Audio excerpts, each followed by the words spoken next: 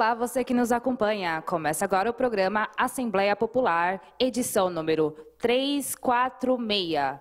As regras desse programa estão previstas na resolução número 839 de 2004, da Assembleia Legislativa de São Paulo.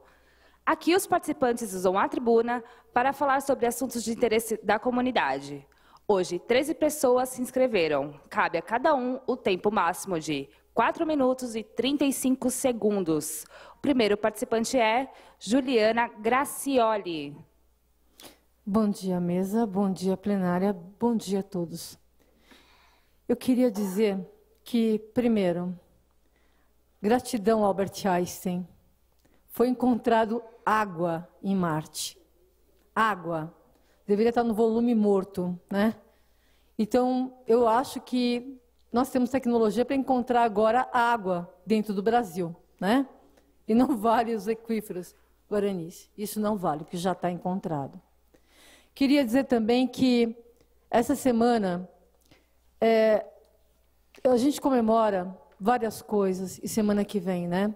Primeiro, a Semana dos Professores. Eu queria dizer que a todos os professores que têm mantido a ética, a moral, tá certo, nesse país, e mantido as estruturas, e quem luta pela educação, que gratidão, é isso que a gente tinha que falar. Só gratidão para pagar o que o professor faz por esse país, né? E como eles tomam conta. E eu queria dizer também que ontem eu estava na Anistia Internacional. Nós ficamos até a noite na Anistia Internacional, aqui na Matilha Cultural. Quem quiser está do lado da FENAGE aqui. A FENAGE é exatamente onde é o Sindicato dos Jornalistas do Brasil. E a Matilha Cultural estava exatamente com relação ao que está acontecendo. Nós queremos a juventude negra viva. A juventude negra viva, ela diz exatamente que 56 mil pessoas estão morrendo nesse país. E aí a presidente Dilma vem e pede uma cadeira de segurança na ONU. Isso, no mínimo, é um despautério. Ou essa mulher é uma sem noção.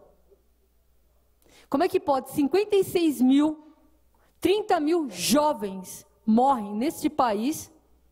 Nós temos uma Síria aqui, uma violência praticante. Nós temos o Tribunal da Exceção aqui no país. Policiais matam, executam. E aí que nós resolvemos? A Anistia Internacional pensou o seguinte: como o problema da polícia é estrutural, vamos mexer na polícia. Como? Quem quer a desmilitarização são... Colega, estou falando aqui. Eu só falo uma coisa. O que nós vamos fazer? Nós vamos colocar a Anistia Internacional, vai entrar exatamente colocando o policial. O policial tem que entender que ele é da comunidade. O policial recebe pouco, mora na periferia e ele sai. A vida dele está correndo risco de vida. São 130 mil homens da polícia. Porém, são 600 mil encarcerados, fora que estão aqui fora. E essa conta não vai arredondar nunca, a não ser em mortes. Então, o que a gente vai fazer? Vamos mexer na estrutura da polícia. Direitos humanos para a polícia, imediatamente. É esse o pensamento da Anistia Internacional e nós concordamos.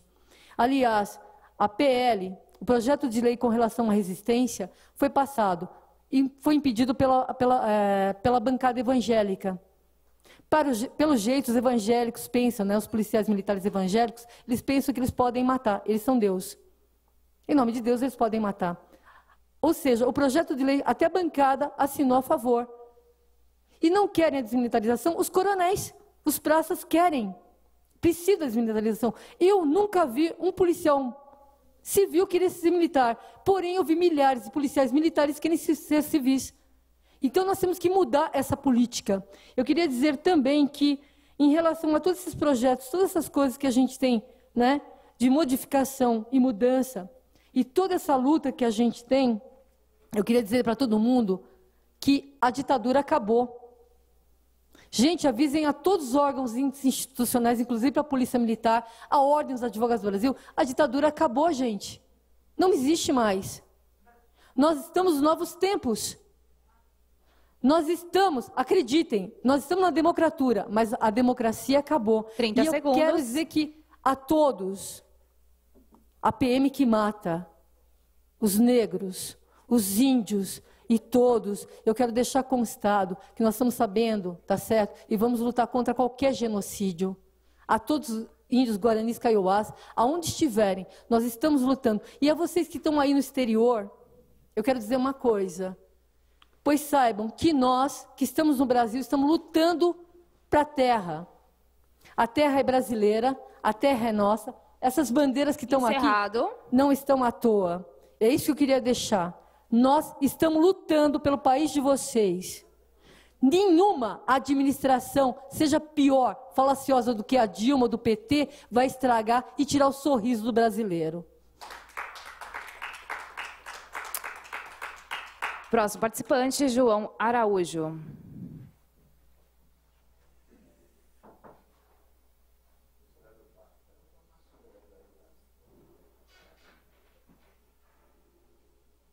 Senhoras e senhores, bom dia.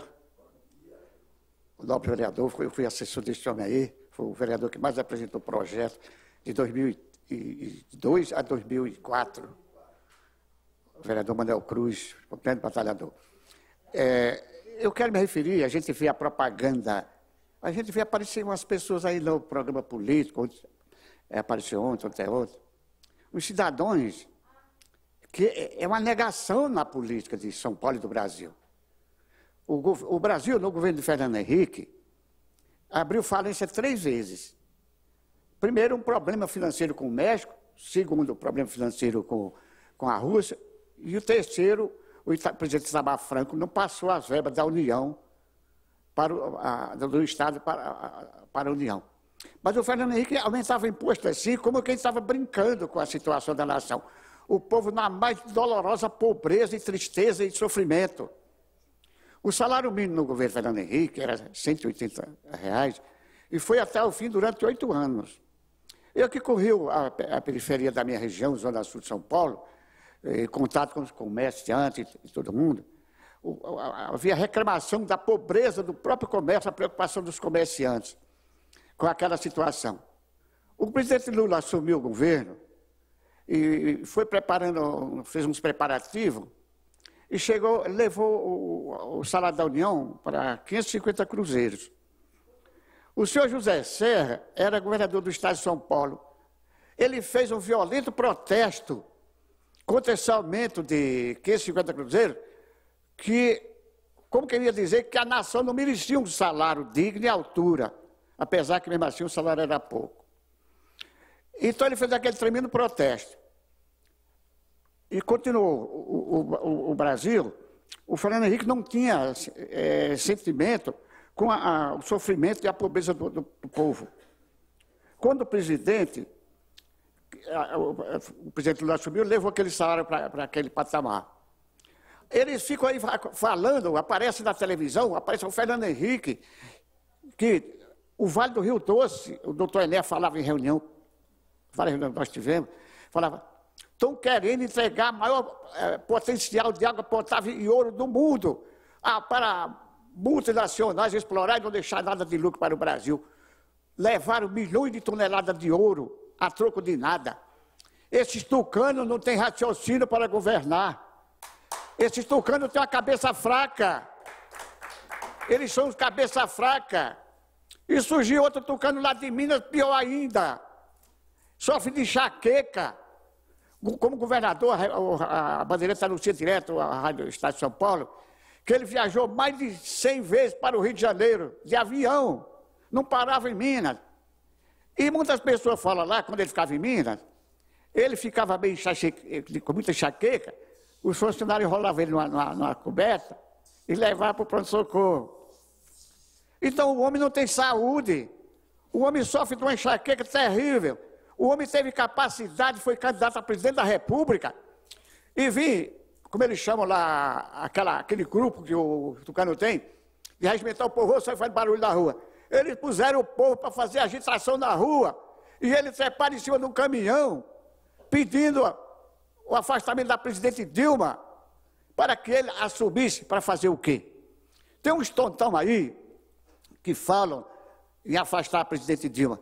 Se essa mulher sair do governo, na situação que esse Brasil está, com essa podridão e corrupção que ela mesma e o Lula criaram lei na federal para punir todos os ladrões. Mas é tanto vigarista e tanta gente metendo a mão, que jeito vamos consertar esse país? O governo americano, em 1929, quando caiu a Bolsa dos Estados Unidos... 30 segundos. O mundo ficou meio pobre. O governo americano preparou a agricultura e a indústria, aumentou o preço dos produtos e deu um bom salário para o povo. Quando terminou a situação, os Estados Unidos era a primeira potência capitalista do mundo. E nós aqui no Brasil, se tirar a presidente Dilma, nós vamos ficar a situação mais miserável e mais pobre do mundo. E ninguém vai consertar nesses 20 anos. Com essa cambada que estão aí. Tem que sair fora todos eles. É isso daí.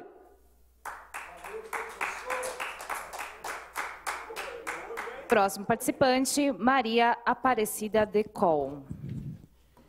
Boa tarde a todos. Estou retornando para puxar uns assuntos comentar os assuntos que eu estou da baila agora. Então, eu também assim achava que quando entrasse o Lula lá, com toda aquela corrupção que ele falou aí, com todos aqueles movimentos, que ele, como trabalhador, ele ia modificar tudo, que ele ia moralizar, que ele ia fazer o bem para nós, porque ele sabia o que a gente tinha sentido a vida toda trabalhando, contribuindo para o INSS e... Agora a gente vê que a gente contribuiu para fazer bons salários, boas condições de vida para os funcionários do INSS que nos maltratam, que nos protegem, nosso benefício fica tudo... E eles têm direito de paralisar, deixar de nos atender para pleitear boas condições de vida para eles. E aí eu sou preocupada com a nação e eu venho procurando meios de... ajudar a crise, né? Da água, economizando luz, economizando tudo, papel, tudo mais. E aí eu fico pensando que eu estou ajudando, né? E depois eu fico sabendo, não adianta economizar, porque os contratos que estão aí com a Eletropaulo, com a Sabesp, com tudo... eles têm garantia de rendimentos, garantia de sucesso. Então, quando você economiza, você teria que pagar menos, mas eles precisam faturar o mesmo. Então, eles jogam aumento para nós, para continuarem faturando. E aí a gente aceita isso, o povo aceita isso. E os que são partidários... estão defendendo os partidos aí, e a presidente, eles acham que passo por cima disso tudo, não entendem nada. Quem entende é aquele que tem que pagar, é aquele que tem que economizar e pagar caro. E aí você tem corte de água e tudo mais. E tem mais. Eu me preocupo e eu fico pensando, como é que se poderia economizar para ajudar a crise? Eu vejo a presidente falando, vai cortar da farmácia popular, vai cortar não sei do que da saúde, vai da educação, do financiamento educacional, tudo ela está fazendo. Eu não vi essa ilustre presidente, é originária desse partido, dito do trabalhador, falar de cortar, de passar para esses grandes cúpulas, esses grandes salários. Eu não vejo ela falar de repassar a cota de sacrifício para nenhum alto salário, para nenhum deputado, para nenhum ministro do tribunal, para nenhum juiz. A conta vem tudo para aquele que ganha um salário mínimo, ou 1.000, ou 2. Tem que pagar aluguel, pagar a conta de luz aumentada, pagar o salário, a conta, tudo aumentou, as comidas, tudo. O remédio vai ficar difícil, a saúde difícil, e ninguém fala de cortar os salários altos, e nem os cargos comissionados.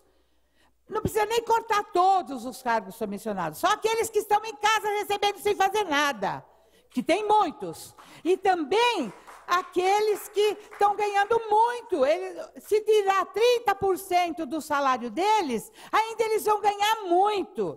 Ela prefere tirar do trabalhador que tem que pagar aluguel, que tem que pagar a conta da luz e a conta da água. Ainda, além de não aumentar o salário, ainda aumenta o custo para eles. Vamos, gente, vamos fazer um movimento para transferir a cota de sacrifício para os altos salários, inclusive o dela. É o que eu tenho para falar. Muito obrigada. Próximo participante, Agostinho da Paixão Miranda. Boa tarde a todos, boa tarde aos meu amigo Francisco Hélio Salazar e Vinícius Aldino, da AGEACAC de Mato Grosso. Enquanto eu não resolver esse caso dessa americana que está em cárcere privado, sendo mantida em cárcere privado pelas Forças Armadas, eu não poderei passar até a AGEACAC. Eu gostaria de indicar para vocês 2 livros, de Helena Petrovna Blavatsky, A Voz do Silêncio, e A Doutrina Secreta, também de Helena Blavatsky, e A Doutrina Oculta. São livros realmente super interessantes. Vou falar hoje sobre pranayama. O que é pranayama? Uma ex-sobrinha minha tentou me matar já 2 vezes em astral e não conseguiu. Nóia, drogada, matou a irmã envenenada e na necrópsia não deu nada, porque tem muitos policiais por trás. Invadiu meu quarto em astral, na primeira vez tentou me matar e não conseguiu. Depois invadiu novamente em astral, tentou me matar e não conseguiu, se queimou. Um demônio que suga minha energia, que está mais perto de mim do que a minha veia jugular desde que eu era bebê, tentou também me matar e não conseguiu. Por que não conseguiu? Por causa do pranayama. E o que é o pranayama? Antes de ensinar o pranayama para vocês, é importante saber que não se deve comer carne de porco. Nós não estamos lançando dogma. O porco é um animal em evolução, e quando você come porco, ele assalta as paixões e acaba degenerando as nossas energias sexuais. E também devemos cortar a bebida alcoólica. Por quê? O álcool, como o próprio nome dele diz, que é igual ao Gol, que é aquela estrela que representa a cabeça de Medusa cortada por Perseu. O nome dele em árabe, Algol, quer dizer o demônio. Então, cortar a bebida alcoólica e cortar a carne de porco. Como o tempo é curto, eu não vou poder falar muito sobre pranayama, eu indico para vocês o livro amarelo do Venerável Mestre Samael Aunveor, o 5º anjo do Apocalipse, que explica bem sobre pranayama e sobre a ciência do pranayama do grande mestre Sivananda. E como realizar o pranayama? O pranayama é simples. E o que é prana? Prana é o Cristo cósmico. Quando você está inalando, você não está inalando ar atmosférico. Você está inalando uma energia divina, cósmica, que vem do absoluto. O absoluto é a raiz sem raiz, a causa causorum de tudo que existiu e de tudo que existirá. Você faz o seguinte, obviamente, quando você está praticando, você tem que começar aos poucos. Eu, como agora estou com uma saúde meio ruim, eu não estou podendo fazer pranayama. Então, se alguém entrar no meu quarto em astral e tentar me matar, agora vai conseguir, né? Mas eu espero que não. É o seguinte, senta numa cadeira, primeiro você faça uma oração para o teu pai que está em secreto. Deus, como pai, é sabedoria. Faça uma oração para o teu pai. E Deus como amor, como mãe é amor. Então, faça também uma oração para Deus Mãe no seu interior. Sente reto. Faça o seguinte, coloca o dedo direito na narina direita, exala pela narina esquerda, tape a narina esquerda e se concentre. Depois exala pela direita, se concentrando. Depois puxa de novo pela esquerda, o prana, você não está puxando o ar atmosférico. Tape a narina direita, tape a esquerda, depois solta pela esquerda. Pronto, você fez um pranayama. Graças ao pranayama, eu fazia 1 hora de pranayama por dia. Ela entrou no meu quarto em astral, tentou me matar 2 vezes e não conseguiu. E mais, você sabia que um mestre de mistérios maiores, você não pode tocar nele, não só no plano astral, mas no plano mental, porque você tocar nele, você morre.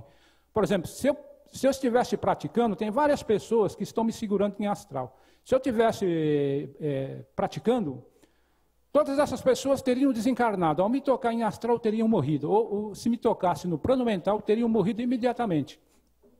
Agora tem o seguinte, provavelmente 30 segundos. vocês não vão conseguir isso rapidamente, porque vocês são fornicários. O que é fornicário? Fornicário é quem derrama o vinho sagrado. Se você derrama o vinho sagrado, provavelmente você vai conseguir algum resultado depois de 1 ano ou 2 anos, mas não sei se vai conseguir o mesmo efeito que eu consigo, porque eu não sou fornicário, eu não derramo o vinho sagrado. O vinho sagrado é para ser transmutado.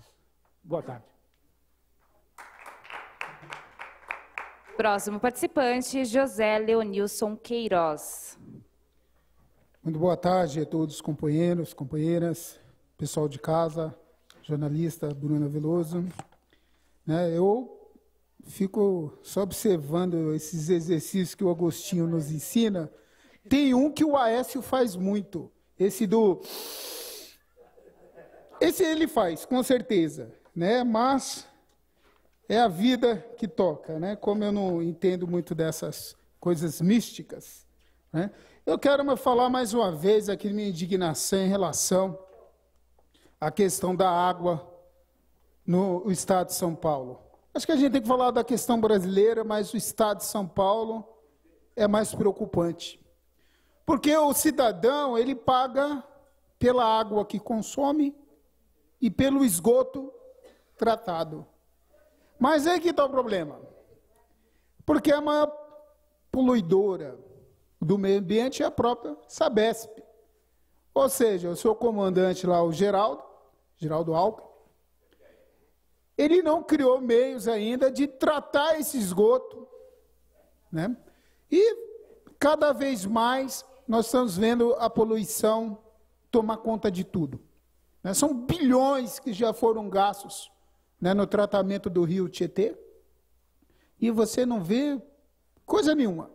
Aliás, levei meus filhos no Parque Ecológico do Tietê, esse final de semana, parque lindo, mas eu esqueci de levar algum objeto para tapar o nariz. Porque a sensação é que você desceu dentro de uma fossa. Lugar maravilhoso, mas o cheiro é insustentável. Por quê? Falta de políticas para tratamento do esgoto, aquele que você paga. Pagamos. Então, cada vez, o cidadão olha e fala, poxa, mas está chovendo, por que vai faltar água? Porque a água não é tratada.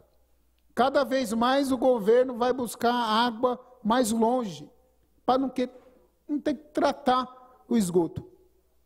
E isso é muito ruim, é péssimo. Agora, o pior mesmo é que o nosso governador ganhou um prêmio por gestão da água. Vou repetir, o governador ganhou um prêmio, sabe aquele prêmio Lúcio Costa de mobilidade? Tem várias categorias. Talvez seja, é porque não colocaram, talvez seja prêmio, do maior incompetente de gestão de água. Aí sim. Mas não foi isso. Ele ganhou um prêmio por gestão da água. Isso é um absurdo. O detalhe é que o deputado que indicou ao prêmio, ele foi presidente da Sabesp. Nada suspeito, Nada suspeito. O deputado Papa. E é do PSDB. Quer dizer, é um absurdo. Olha, as pessoas não estão dando a importância devida à questão da água. Daqui a pouco nós vamos realmente poluir outros planetas. Já estão vendo as possibilidades em outros. Nós temos que fazer isso. Governador, toma vergonha.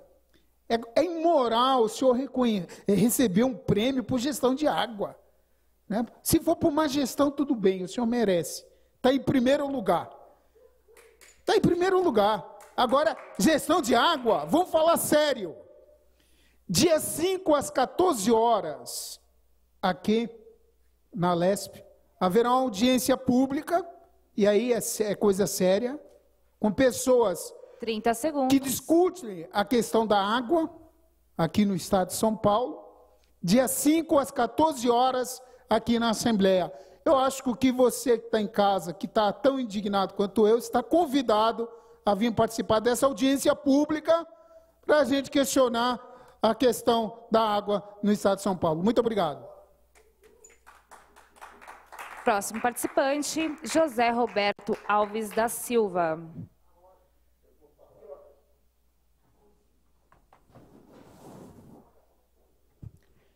Boa tarde a todos. Nós, com esse cartaz aqui, nós vamos ficar nessa primeira fase para discutir a política e a ficção. Um dos nossos colegas já tocou mais ou menos a questão do programa do PSDB ontem, terça-feira, na televisão. E aí aparece um hipócrita que tem as 3 letras, que é FHC. Ele foi capaz de dizer que a herança maldita é a herança do Lula. E aí eles diziam que o Lula fazia a continuidade do governo do PSDB. Na área da economia, o Lula fez mesmo. Inclusive nomeou o senhor Henrique Meirelles, que era do PSDB, como ministro da Fazenda. Mas parte do dinheiro que nós pagávamos de juro da dívida essa, que já era caduca, e o senhor FHC, numa canetada, reconheceu, e nós começamos a pagar a dívida. A dívida tinha 60 bilhões, quando terminou o governo FHC, estava em 640 bilhões, 10 vezes. Vendemos patrimônio que valia 70 por 25, e ele disse que era para pagar a dívida, se tivesse pago com o dinheiro que recebeu, nós não devíamos mais nada. E uma outra coisa, o governo FHC, fora as 3 crises citadas pelo colega nosso aqui, ele conseguiu economizar 35 bi. O governo do Lula economizou 370 bi, 10 vezes. Outra coisa, o salário mínimo na época do FHC era $70. No governo do Lula, é claro que agora, se nós calcularmos pelo dólar atual, hoje é $200. É 3 vezes mais.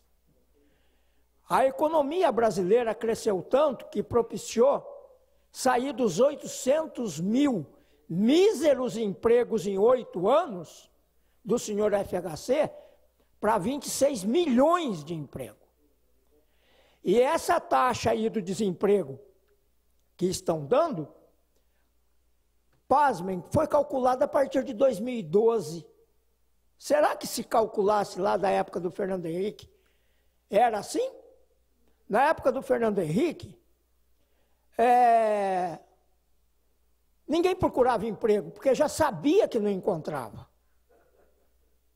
Então a nossa juventude, nós perdemos 3 milhões de jovens para a droga e para o crime, por conta de não haver a condição de emprego. Hoje, São Paulo aqui tem um congestionamento de 600, 700 quilômetros. Na época do FHC tinha 30, 40 e os caras diziam que era um absurdo. Por que isso? Porque hoje essa cidade aqui saiu de 1,5 milhão de carros para 7,5 milhões. Foi comprado com dinheiro da Lua, eu acho, né? Porque o governo do FHC era maravilhoso. No entanto, não é isso que a gente vê. A outra coisa que a gente tem que ver é que nossa economia está se ajustando e vai fazer o que todo mundo não quer dos oposicionistas. Porque alguém acha... 30 segundos. Alguém acha que nós teríamos um governo que não tivesse que mexer nas coisas que foram mexidas, do engomadinho playboy senhor Aécio Neves, que não tem capacidade nem para governar o estado dele. Ele saiu de lá e deixou 35 mil pessoas sem emprego que ele não tinha dinheiro para pagar. Então, vamos pensar muito bem, herança maldita chama-se FHC. Muito obrigado. Próximo participante, Braz Antônio de Oliveira.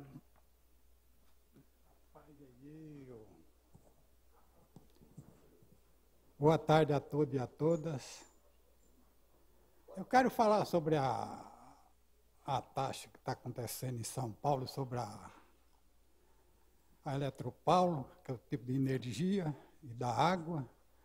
Depois eu vou bater nesse dilema aí, porque o governo da herança maldita nesse país, que era o Fernando Henrique na época, eu trabalhava numa empresa, companheiro, ela tinha uns 12 mil funcionários. Essa empresa não existe mais, foi acabada nesse governo. O gerente da empresa era um polonês. Mais ou menos uns 2 anos do governo do FHC.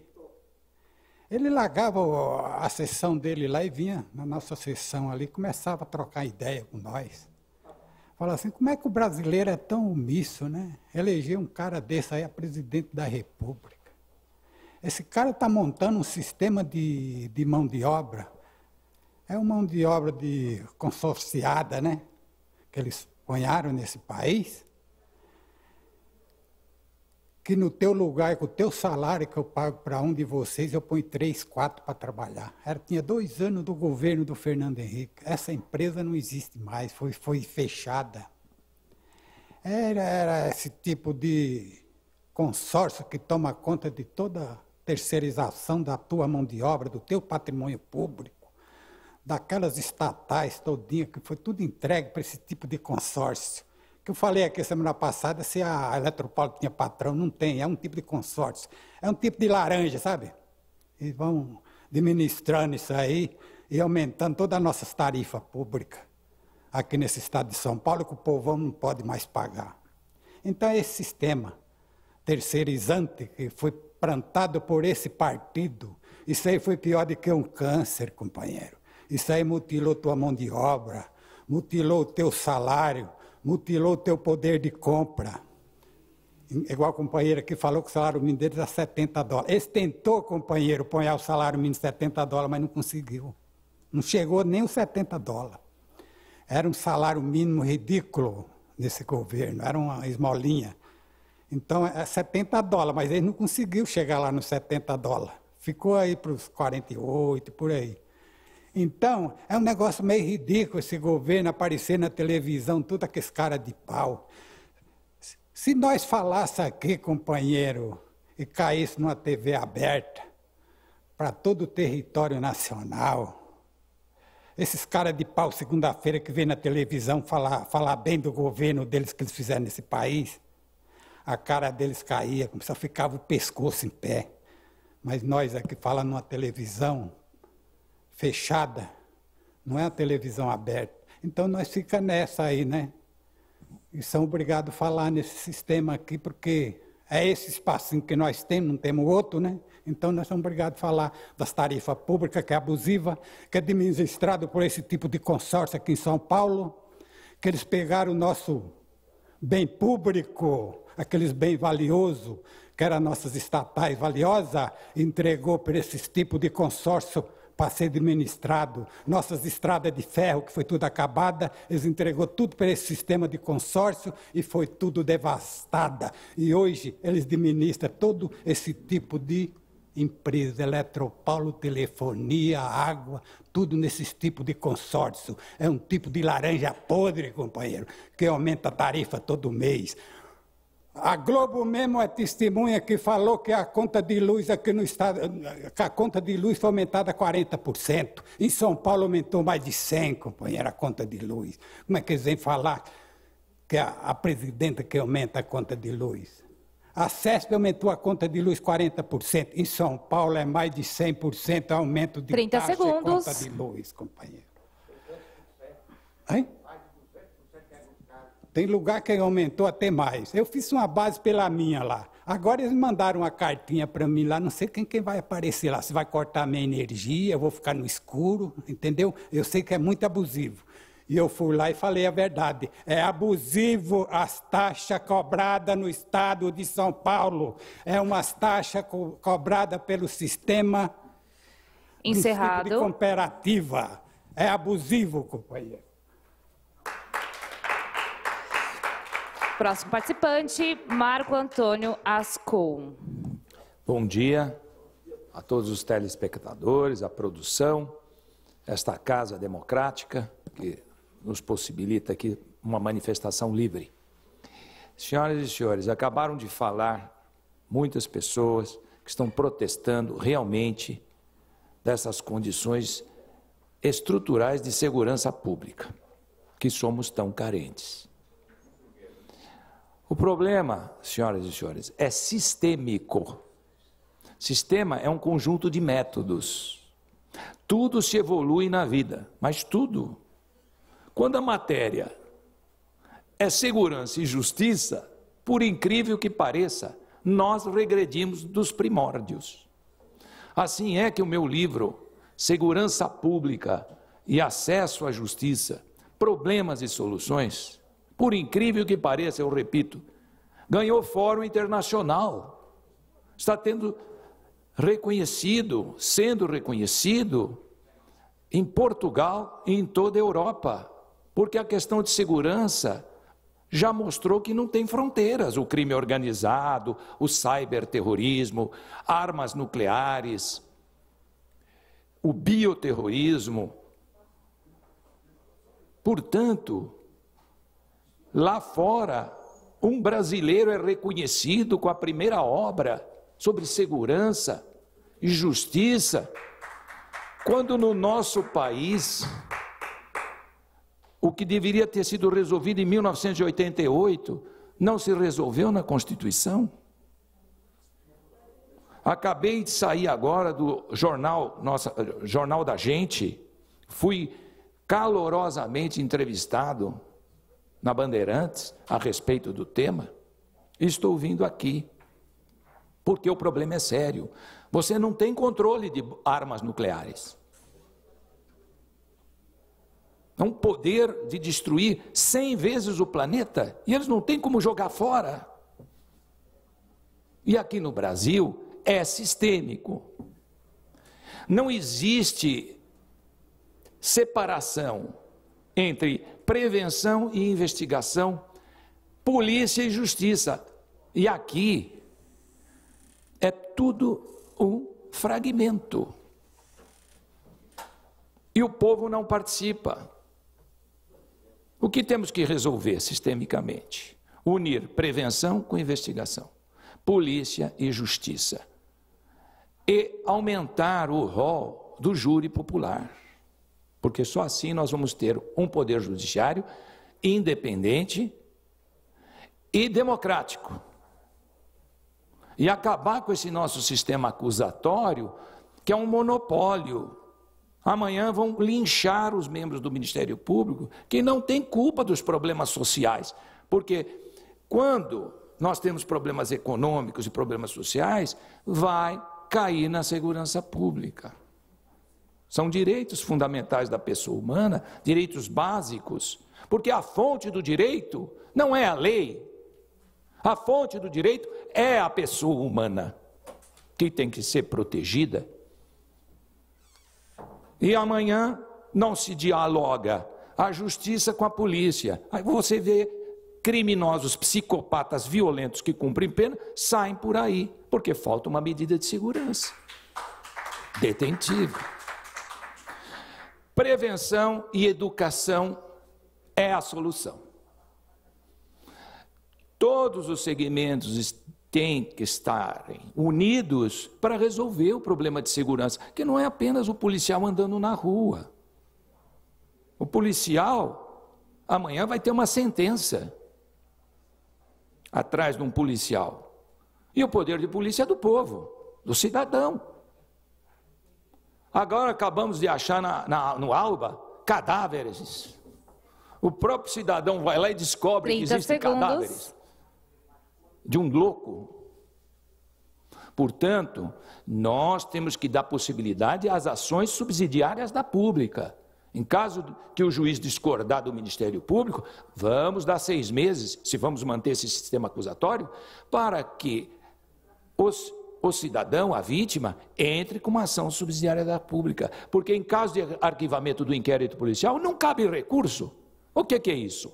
Então o judiciário não é independente. Portanto, esse é o caminho e a salvação que nós vamos bater aqui. Encerrado. Muito obrigado a todos. Próximo participante, Cremilda Estela Teixeira. Boa tarde a todos.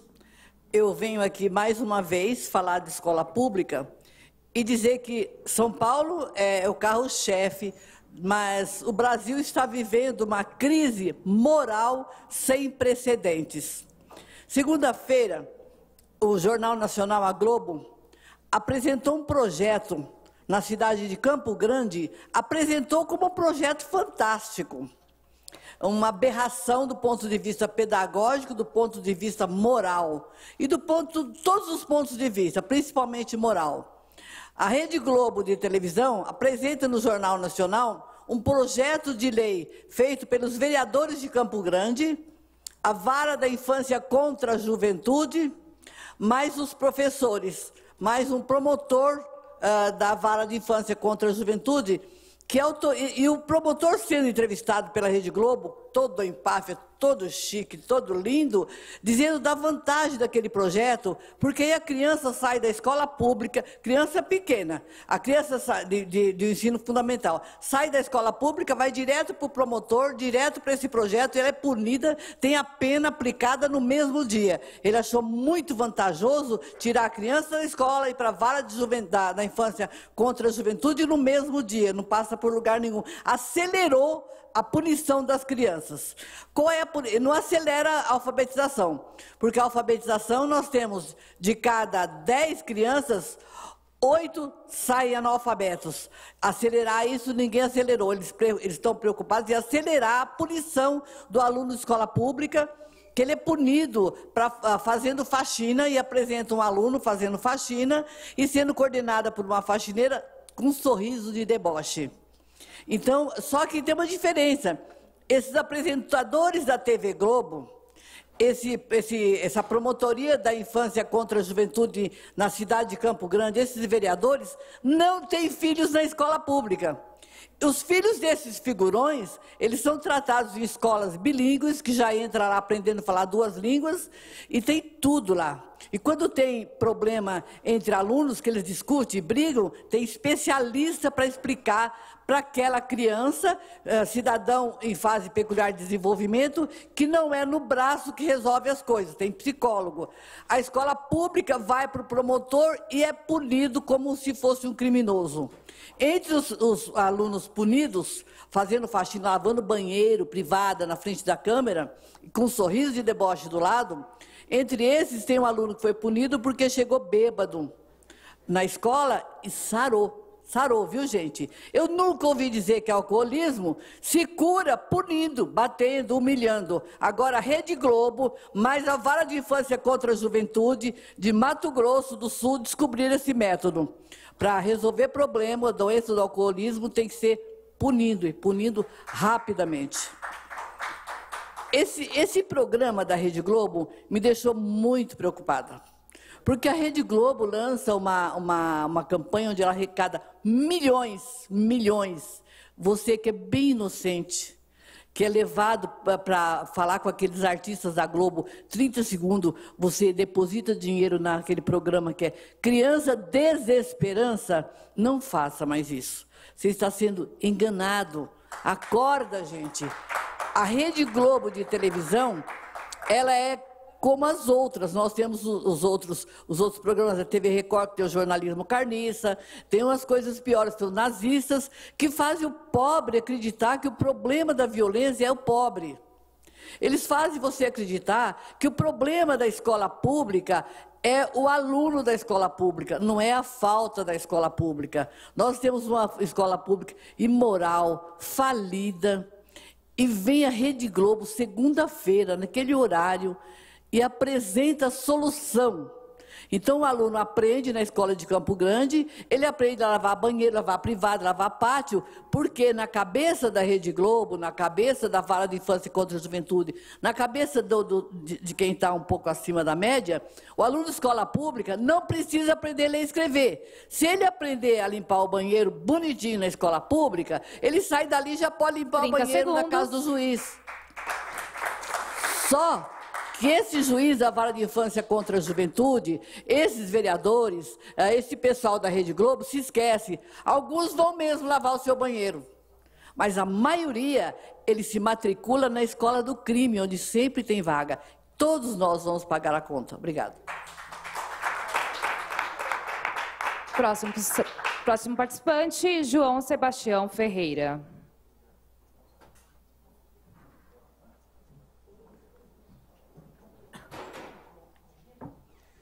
Sábado, 3 de outubro de 2015.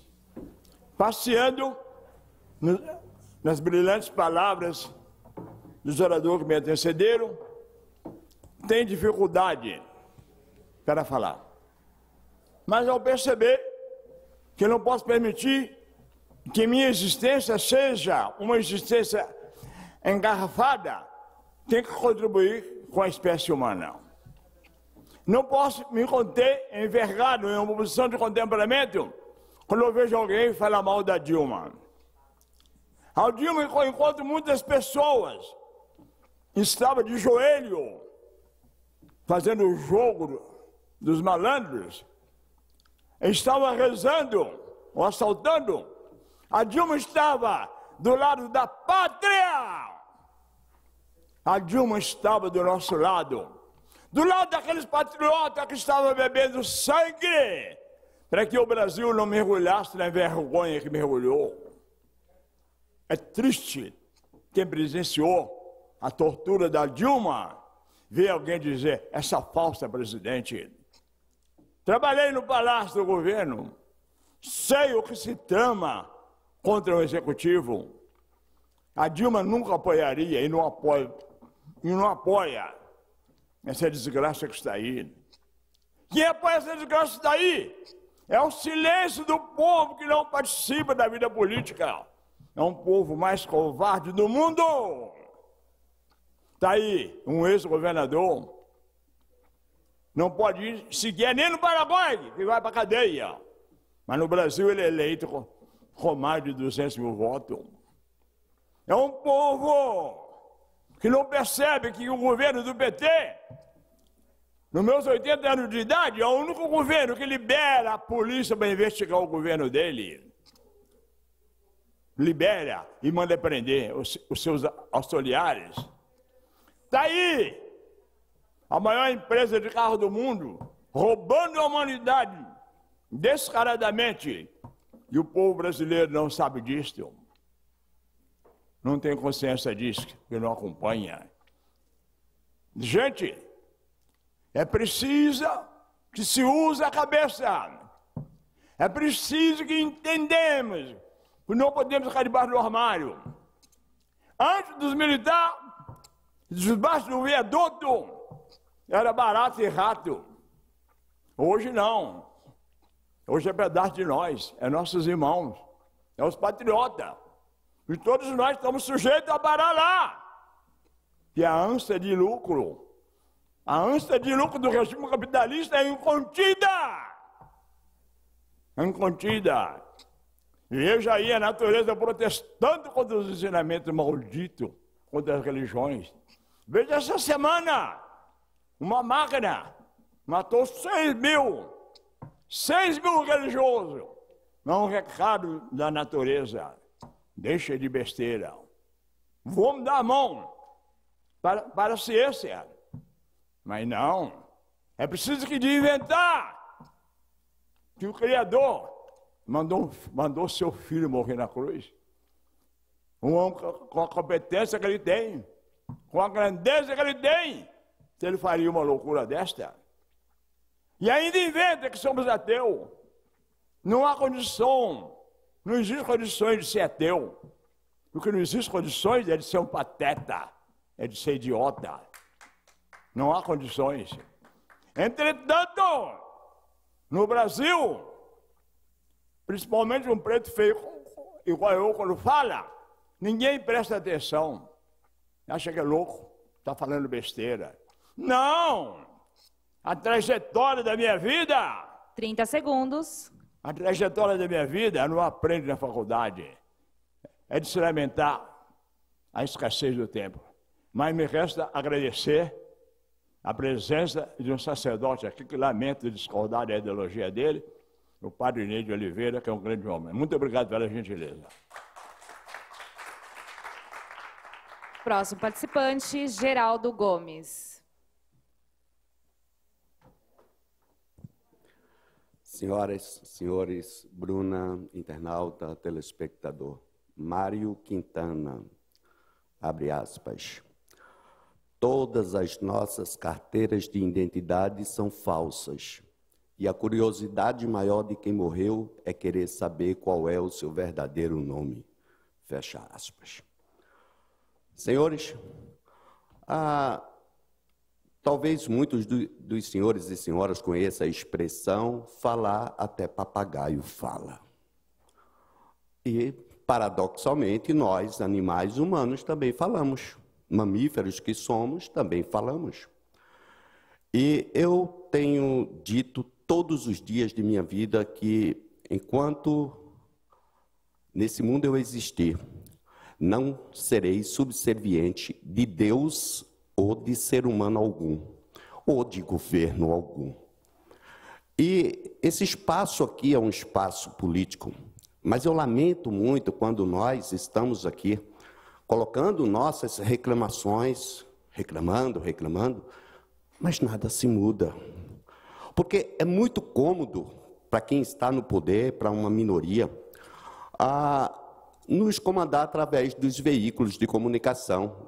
Eu gostaria de inquirir a qualquer um dos senhores, a você que está em casa, qual é ou quais são seus argumentos próprios, genuinamente seu, referente às questões políticas ou humanas.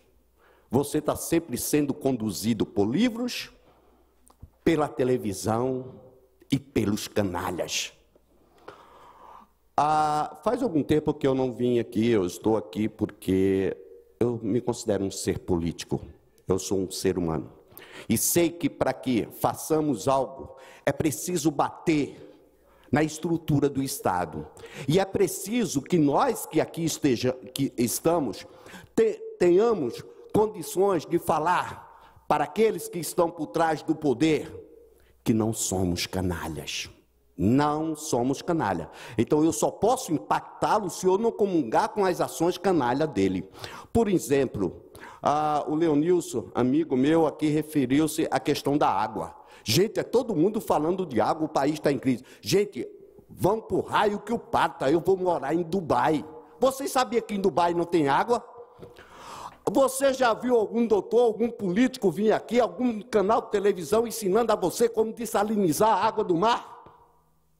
Mas vamos aqui falar de água, que Geraldo Alckmin é isso, ou a Dilma é aquilo. São todos canalhas, gente. E nós vamos continuar isso.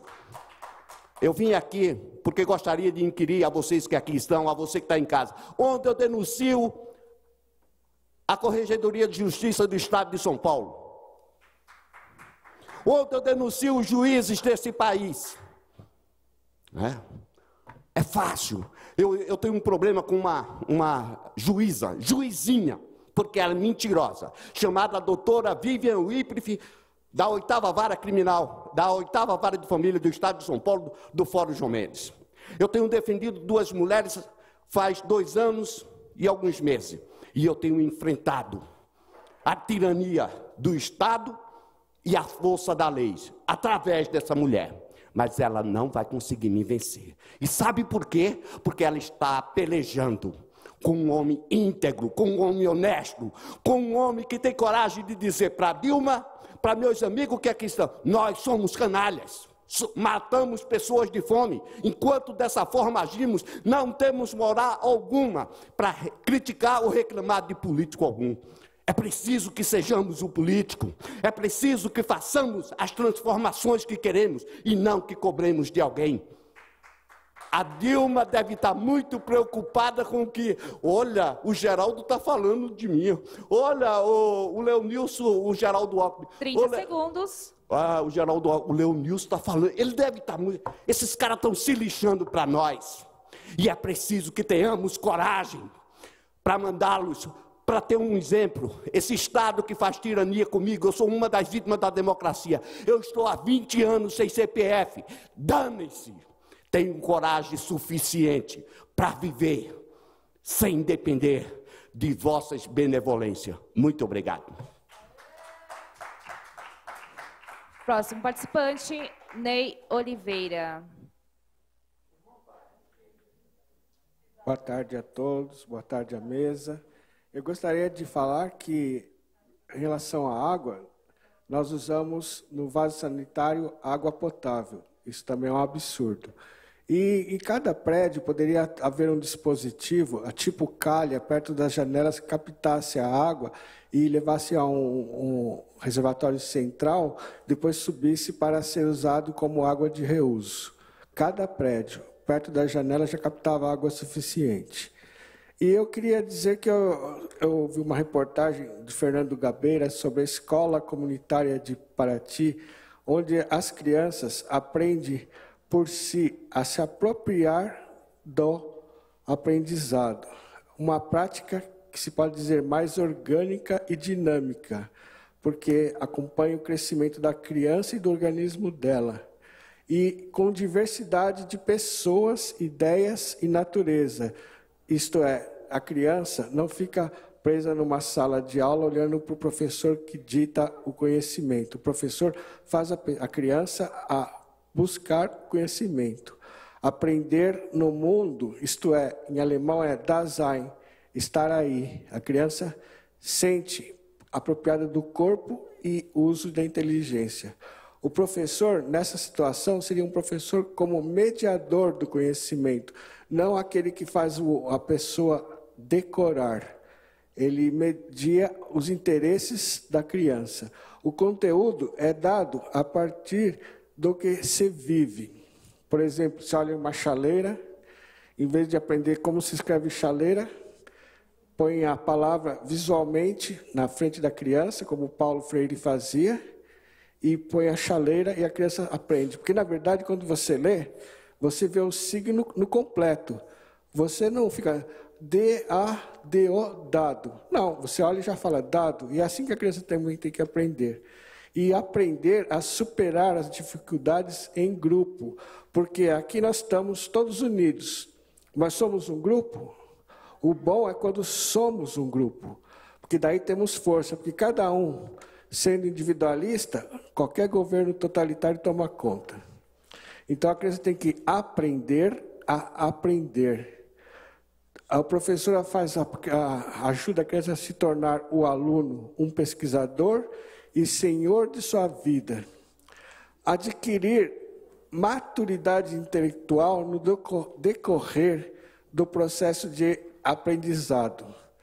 Tem exemplo desse na Escola da Ponte, em Portugal. Uma sala completamente despojada. Essa aqui no Brasil é no meio do verde. E não podemos esquecer que Paulo Freire, aqui no Brasil, é a base disso. Para mim, não tem um pedagogo melhor que ele. E eu queria terminar hoje com aquelas frases de sempre, que eu acho que sempre ajuda a mudar alguma coisa. Gentileza gera gentileza, amor gera amor, fé gera fé, misericórdia gera misericórdia, carinho gera carinho. E agradecer o Sebastião, o João Sebastião, que está aqui na minha frente, o Tião, amigo, e dizer que eu prezo muito o que ele fala, porque ele realmente se preocupa com as pessoas mais pobres, mais carentes do país. Ele não é hipócrita. E eu digo a ele que a religião teria que ser como ele também, porque tem muita gente que fica orando e não resolve nada.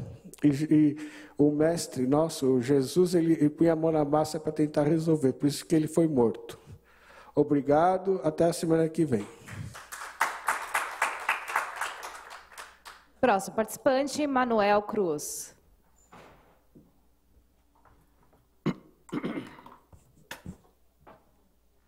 primeiro lugar, eu quero agradecer ao nosso Pai Deus por essa oportunidade, por mais essas oportunidades que Ele deu para cada um de nós, nos expressar nossas indignações e também as nossas satisfações, como coisas boas foram faladas. E vai ser falado também por mim.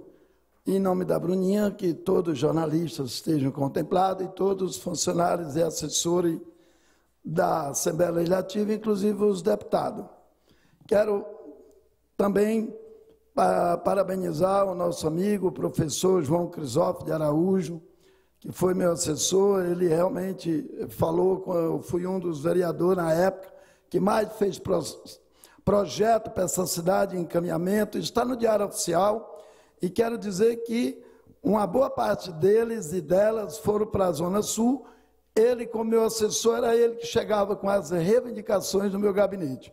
E, imediato, eu tomava providência e mandava elaborar os projetos, encaminhamento, para que o melhoramento e o desenvolvimento de mais das 5 principais avenidas da região fosse mudado totalmente, como foram de 2003 até hoje. Quero também parabenizar nossa colega que começou falando sobre a polícia. Quero dizer que eu, no ano passado, quando eu fui candidato a deputado federal, eu levei um projeto para que fosse feito um trabalho para que o presidente, a presidente da República, quem ganhasse, acatasse a proposta que, a partir de 2015, a polícia, os policiais e os GCM, os professores e os motoristas, tivesse um piso salarial a partir de R$ 6.200. Isso era o mínimo, não é o teto máximo, é o mínimo. Quero dizer também que quero parabenizar ao colega que falou também exatamente sobre a insegurança e, logo em seguida, para falar sobre segurança, eu quero pedir ao pessoal do Jabaquara, ao voto ao José Roberto, que é candidato ao Conselho Tutelar, número 3330, ele que, junto com milhares e milhões de pessoas que já me falaram, que concorda que, por exemplo, que um projeto que eu defendo desde quando eu fui quando eu estava sendo um dos fundadores do Fórum Municipal em Defesa do Direito da Criança e do Adolescente, elaborando a Lei Municipal em Defesa das Crianças e do Adolescentes, no qual eu elaborei de ínte por ínte, artigo por artigo, não só a municipal como estadual, na época da Erundina e outras mais. Quero dizer que projeto é esse, que proposta é esse? Que a partir do momento que o jovem que tiver 10, 12 anos cometer um delito, que como ele tem apenas essas idades inferior a 18 anos, que o pai ou a mãe dele ou a pessoa responsável no qual ele vive seja preso. Por exemplo, se o cara foi o mesmo crime que ele cometeu, uma pessoa de 30 anos levaria 30 anos de cadeia. Então, por exemplo, o filho, o pai fica preso dos 10 anos até os 18, que é 8 anos, e após os 18 anos o jovem assume o restante dos 22 anos de prisão, que é para ser justo. Por que ser justo? Porque quem matou é criminoso e quem rouba é ladrão e acabou. Para ser 30 anos, direitos iguais, justiças iguais. Desde o Estatuto da Criança que eu faço essa proposta. Quero dizer também que a proposta também que eu quero esclarecer que a proposta que tem no Congresso Nacional sobre o consumo de droga. Nós temos que bater, muita gente gostaram do que eu falei, e é isso que é importante a gente falar, o que muitos gostariam de falar, se aqui estivesse, que o punir o vendedor não é o essencial, o punir é o consumidor. Como que vamos punir o consumidor de droga? É exatamente tirando o direito dele dele ser atendido nos postos de saúde, qualquer unidade básica de saúde, a não ser que tenha a carteirinha do plano de saúde. Porque quando ele é atendido, ele está ocupando um médico, que o médico podia estar atendendo um trabalhador, está atendendo um bandido, um cara que roubou, que mata, rouba e faz tudo. E ainda leva os medicamentos exatamente de quem trabalha. E assim por diante. Por exemplo, e tirar também carta de motorista, se for médico, tirar a carteira de medicina, se for advogado, tirar a carteira da OAB e assim sucessivamente.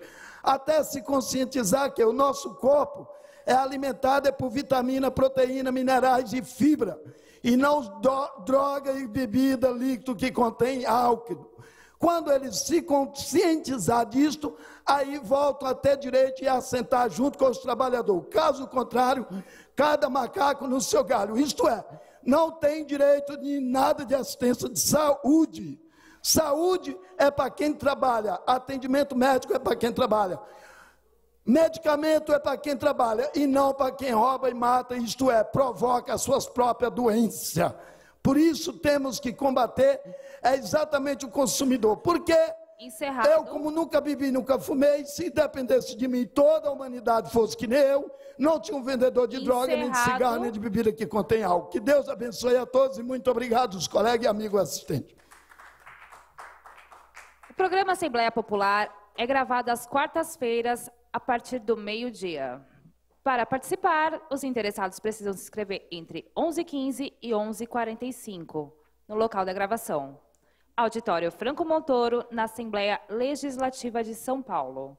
Avenida Pedro Álvares Cabral, 201, Ibirapuera. Obrigada e até o próximo programa.